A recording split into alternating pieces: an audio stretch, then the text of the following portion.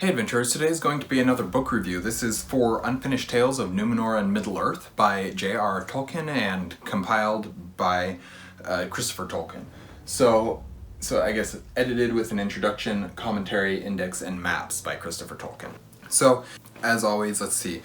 It's a fantasy, it's a high fantasy, it's short stories, it's adventure, there's lots of various, because it's a compilation of short stories, or shorter stories or pieces of stories, there's several different genres that they can fall into. There's love story, there's adventure, there's action, there's all these different, very, very wide, just history, lore, all these types of things that are in this book, and it doesn't really have one genre. But it is part of his Middle-earth legendarium, and a very important piece of that legendarium. So now's a great time for me to say, if you guys enjoy what you're seeing from an Erudite adventure, we would really appreciate it if you would like and comment and subscribe, and just let us know what your thoughts are on this book, if you have any thoughts on them, or on anything that you see fitting about this video. Thank you guys for watching. We'll get right back into this. So, Unfinished Tales is an amazing conglomeration of several shorter tales or pieces of Middle-earth history and lore that we have not seen in other places. Some we have or have reference to, but most are unique.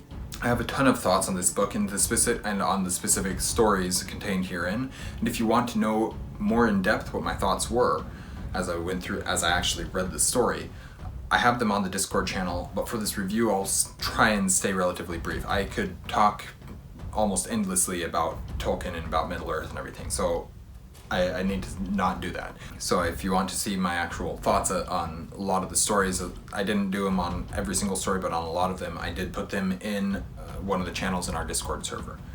So some of these stories are masterworks. I'm thinking specifically of Tuor and the Coming of Gondolin, where the writing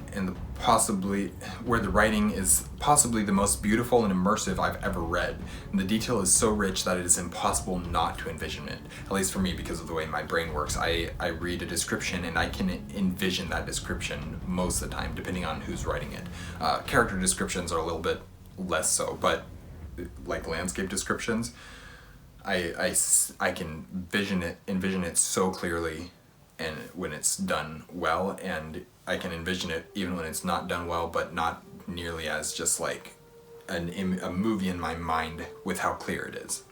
Also, Aldarion and Erindis, or the Mariner's Wife, which tells the tale of the love and relationship between Aldarion and Erindis, and how it falls apart due to the needs of Middle-earth and the desires of Aldarion and Gil-galad. Tolkien's ability to write relationships and romance is incredible, because that's not what he's known for. But then, when he does, as in this case, or the case of Aragorn and Arwen, or even Faramir and Éowyn, you see just how brilliant and versatile a writer he was. It's the ability, you know him for his world building, for his storylines, for The Lord of the Rings and The Hobbit, and the different, you know The Hobbit as like a children's tale, an episodic children's tale to tell to your children before bed type thing. And you know The Lord of the Rings as taken up a notch to, this is rather dark, rather deep in many places, and then you get things like these various short stories where they're just like blocks of lore, or the indulgent tale about a character walking through a cave, or the love story between two characters, or this or that or the other, and you see his ability to write in these different styles, and it's brilliant, it's wonderful. But there's so much more to this book. We get to see more of Turin's story, which is a particular favorite of mine. The story, The Children of Hurin, or Narni hin Hurin as it is in this book. That tale of the Children of Hurin and his story, Turin's story, the tragedy of that story. I love it so much. And what this story does is it tells a chunk of the story that's not in the Silmarillion, and that chunk of the story is his time as an outlaw and his time among the dwarves. And that's really what you see in this specific story. You don't see it so much in Silmarillion. You do see some of it, but it's kind of glossed over, more of a reference to this happened. And in the chunk that is in this story, you actually get to see. You get to see what happens at that time.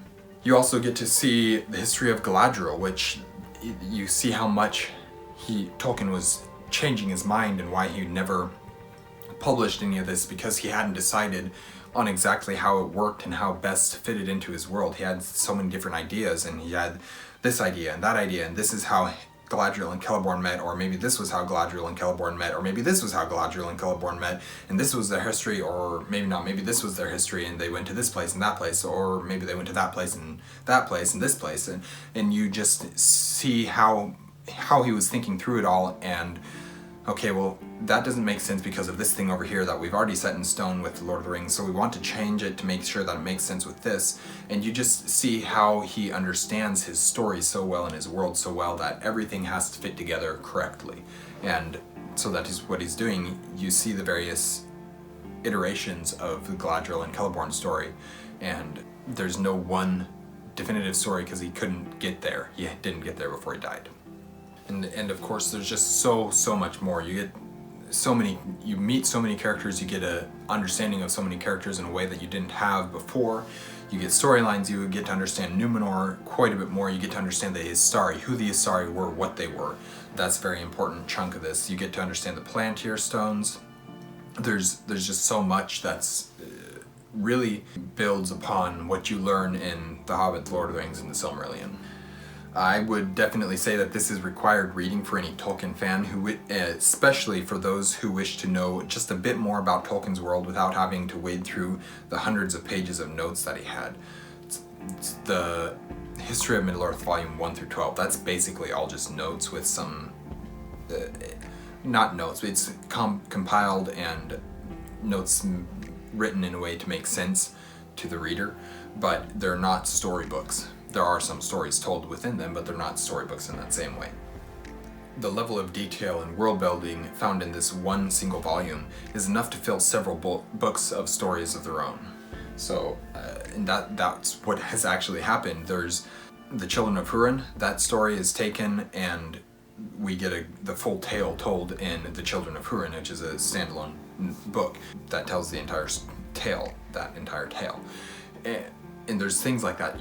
This book, it's like a 470 page book, 450 page book with the index, and you see there's so much lore and so many stories that are like, here's some things that happened in this story, but Tolkien never had the opportunity to write out these stories in full.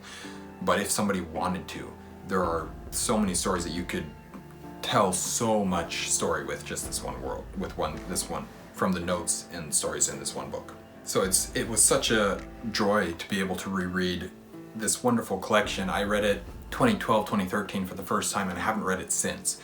And I really am very happy that I managed to get back to it this year, 2022. And yes, it took me some time to get through it because I was inserting other books and stuff in between, reading chunks of Unfinished Tales, but just getting a chance to get back into that world and learn and see so much more of the world, it's always a joy for me. Tolkien's my favorite author for a reason, and it's books like this that just show this is why Tolkien has the reputation that he has, and it's well deserved. So that is my review of Unfinished Tales of Númenor and Middle-earth by J.R.R. Tolkien. Thank you guys for watching an Erudite Adventure. We post videos every Monday and Thursday, and have our social medias linked in the description down below. We will see you guys again soon. Stay warm.